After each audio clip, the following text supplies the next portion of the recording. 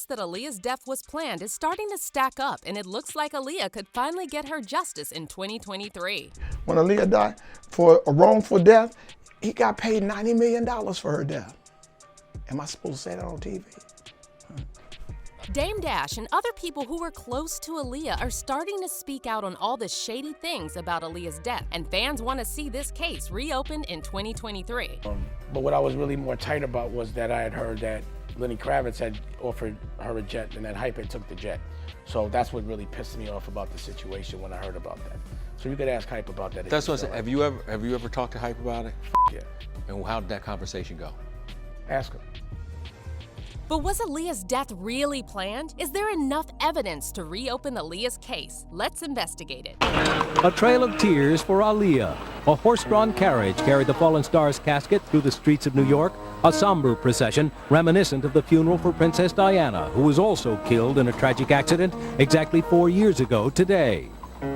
And just as the British royals mourned the loss of Diana, the royalty of African-American entertainment gathered on this day to remember the R&B princess, Aaliyah. On January 16, 2023, Aaliyah Dana Houghton would have turned 44. And it's truly heartbreaking to think what a huge star she would be right now if she was still alive. Aaliyah had it all. She was a triple threat in singing, dancing, and acting. She was smart and cunning. She had natural beauty. The list goes on. An entertainer. I wanted to sing, I wanted to act, I wanted to dance. From the moment I stepped foot on stage, at 6 years old in the play Annie, I was like, this is what I want to do. I have to do this. I'm happy doing this. So I'm living it, and I'm very, very happy about it. Aaliyah's star power was undeniable, and if she was still here, a lot of today's R&B singers wouldn't stand a chance. But sadly, on August 25, 2001, Aaliyah's life was cut short at the age of 22 in a plane accident in the Bahamas. Pleasure. The plane, just after taking off for Florida in perfect weather, suddenly plummeted to the ground. Investigators now saying one of the engines apparently failed.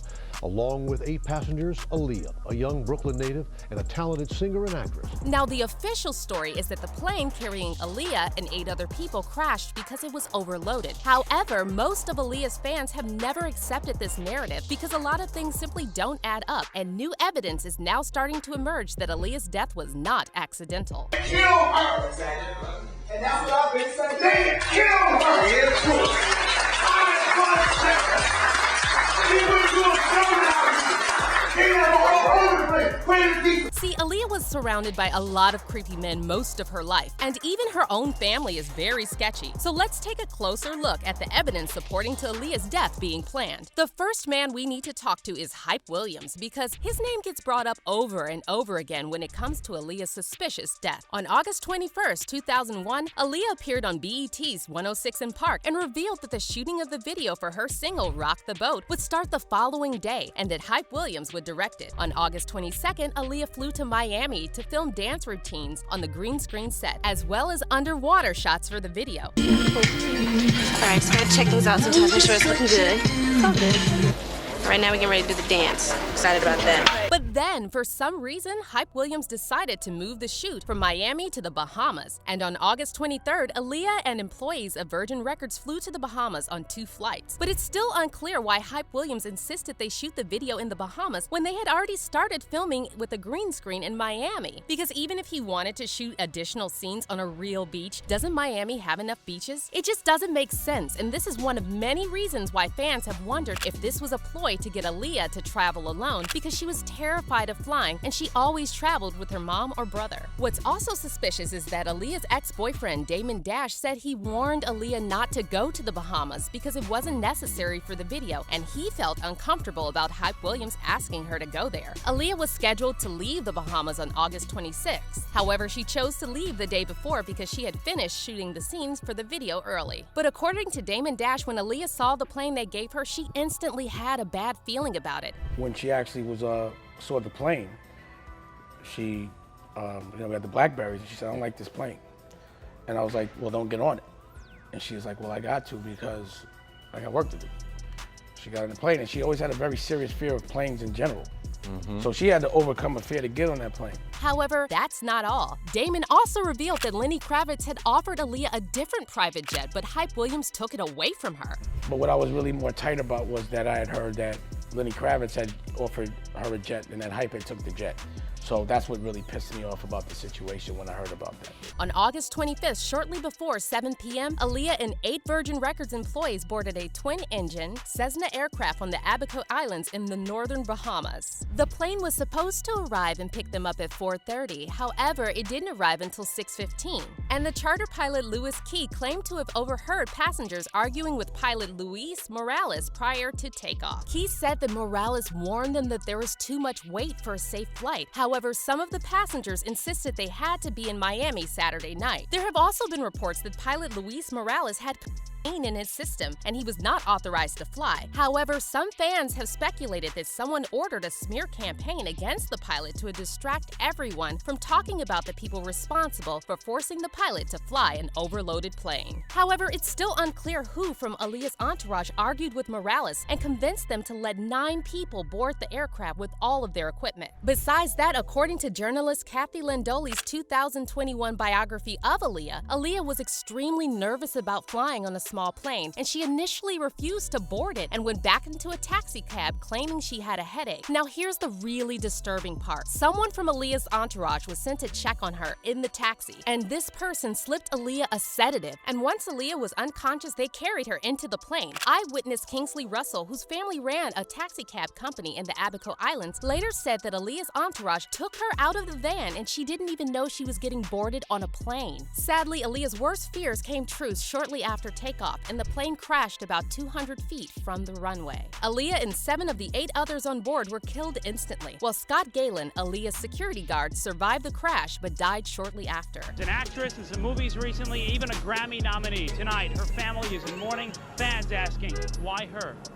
Aaliyah was buried on August 31st in Manhattan, and an estimated 800 people attended the funeral procession, including a number of celebrities. However, there are no records of Hype Williams being there. Among the mourners joining Aaliyah's grief-stricken parents, her aunt Gladys Knight, Aaliyah's boyfriend Damon Dash, fellow hip-hop honcho Sean Puffy Combs, R&B singers Usher, Maya, and Monica, hip-hop artists Jay-Z, Busta Rhymes, Lil' Kim, Missy, even former heavyweight champ Mike Tyson.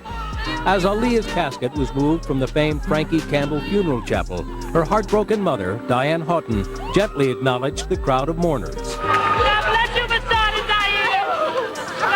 Besides that, Hype Williams was strangely silent on Aaliyah's death, and he refused to talk about what happened in the Bahamas. But see, Williams isn't the only man who's been accused of being involved. And what's even more upsetting is that Aaliyah may have been betrayed by her own family. So you probably know that Aaliyah was manipulated by R. Kelly when she was a teenager, and that Kelly actually married Aaliyah when she was 15 and he was 27 by using a false marriage license. But what's equally disgusting is that Aaliyah's uncle, Barry Hankerson, the founder of Blackground Records, is the one who introduced R. Kelly to Aaliyah. Hankerson was R. Kelly's manager back in the day, and when Aaliyah was just 12 years old, he brought her into the studio and had her sing for Kelly. But then in 1993, when Aaliyah was 14, R. Kelly started working with her on her debut album titled Age Ain't Nothing But a Number. I found Leah. As a matter of fact, Barry Hankerson, my manager, who's her uncle, told me to go up to Detroit and hear her sing. Once I got up to Detroit, I didn't have to hear her sing because she was glowing. I knew she had it. As soon as she started singing, that verified it. And from there, we became here, and everything is all good. So to think that Aaliyah's own uncle basically gave Aaliyah to R. Kelly at a time when everyone in the industry already knew Kelly was a major creep is beyond disgusting. See, R. Kelly was only recently charged and found guilty, but allegations against him go all the way back to the start of his career, and everyone who was someone in the music industry knew about these allegations. And Barry Hankerson must have known as well, because he's been involved in the entertainment industry since the 1970s and was married to legendary singer Gladys Knight. And as if that weren't bad enough, former Blackground Records associate Ayatollah Marv recently claimed that Barry Hankerson received a $90 million settlement for Aaliyah's passing. When Aaliyah dies, I was with Barry when Aaliyah died for a wrongful death. He got paid $90 million for her death. Am I supposed to say that on TV? I Sue me. I ain't got nothing. So I was with him on the negotiations. But there were also several other powerful industry men who were constantly circling around Aaliyah shortly before her death, including Jay-Z. In fact, in an interview with Page Six, Damon Dash claimed he never pursued Aaliyah as hard as Jay-Z did. On top of that, Damon later said that Jay-Z knew R. Kelly abused Aaliyah, and yet he still decided to record a joint album with Kelly, which was released less than a year after Aaliyah died. And the karma happens, but the thing I didn't understand is I was like, I know I'm not fucking with that. And because of the moral challenge and him choosing one way, I knew morally we weren't the same. So to me, Rockefeller was defunct. It was over. I couldn't fuck with it. It was something that to me was just like, not to say unforgivable, but I couldn't understand it. You know what I'm saying? And then I didn't understand how people didn't, I thought, well, then the people aren't gonna have that. But nobody said nothing. Standing by, watching it, and just not saying nobody said. And since all these big industry men were connected to Aaliyah, there's been a lot of speculation that Aaliyah's death was some kind of ritual sacrifice. These men were reportedly all fighting for control over Aaliyah and her career. However, Aaliyah was smart and spiritual, and she often talked about having dreams of escaping the pressure of success and being free. Also, we can't forget that Mary J. Blige once called Aaliyah's death a spiritual murder. And though she refused to elaborate on what she meant, it's extremely weird that she would use those words to describe a plane accident. I just know that was a murder. You know what I'm saying? That was a spiritual murder, whether people know it or not. Because God don't kill people. You know what I'm saying? Whether people know it or not. And I could go deep, but a lot of people I would have to really bring proof. You know what I'm saying? For what I learned. And she just was cut down in the prime of her life. And it's so unfair. And it wasn't time. You know what I'm saying? It wasn't, I believe it wasn't her time to go, because from what I know, it ain't supposed to go down like that. But you're probably wondering, where were Aaliyah's parents the whole time? Why did they let their teenage daughter spend so much time with all these grown men? Well, here's where the story gets even creepier. In an interview with Dr. Oz, Aaliyah's uncle, Barry Hankerson, claimed he had no clue about R. Kelly and Aaliyah's secret relationship. However, he said his sister, Aaliyah's mother, Diane, was definitely aware of it. Were you aware of the issues going on with R. Kelly when they were going on? No, didn't have a clue. Completely ignorant to it. Do you think anyone in the family was?